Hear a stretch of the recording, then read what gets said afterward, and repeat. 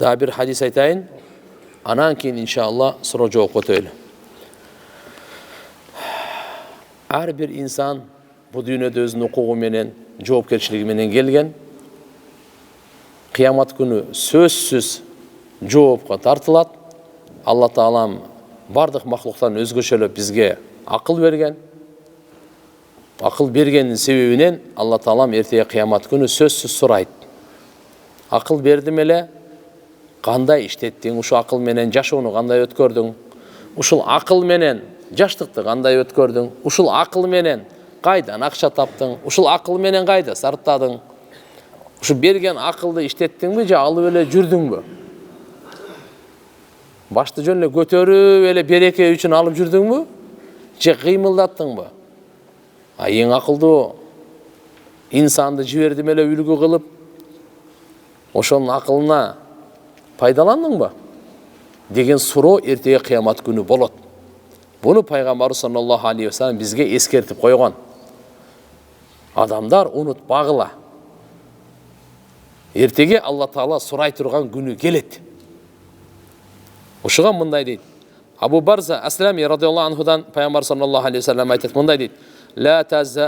Ла тазулу кадама абдин яуман кияма хатта юсалу ан арба.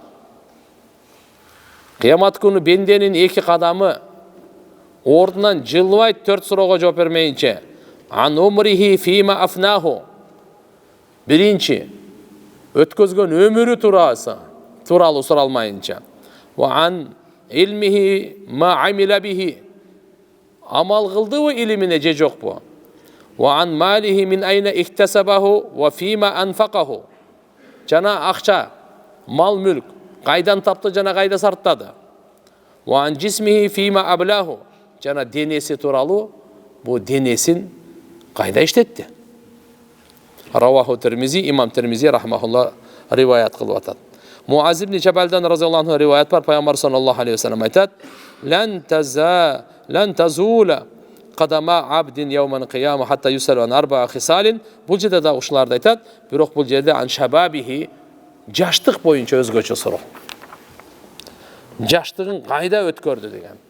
Урматтуу агайын мусулман бир туугандар, кээ-бир риваяттар 4, кээ-бир риваяттарда 5, айырмасы жок, ошол эле суроолор.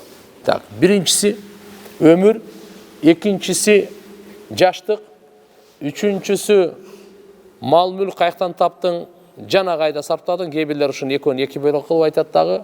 Ал эми 4-чү же 5-чиси илимине канча амал кылды. Ушул суроолор бизге ар бирибизге берилүүчү. Биз Alhamdulillah deyli, Peygamberimize rahmat aytaylı.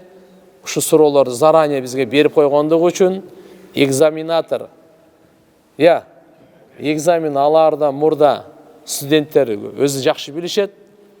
Eğer de mugallim soruları berip koysa, bul Allahu Akbar, qanday деген çoğun vakit. Ha? Көп емес, bana 5 sorunu berip koysun, al жақта эми o жүздеген, миңдеген soruları var. Бирок ушу 5 берилет деп койду, болду. Мен 5-өөнө жакшы даярданам. Экзамен деп. Мынакей Пайгамбарыбызга рахмат.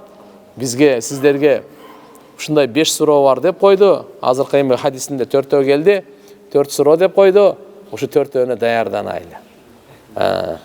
Бул да Алла Тааланын бир мерими го. Алла Таалам кабыл кылсын.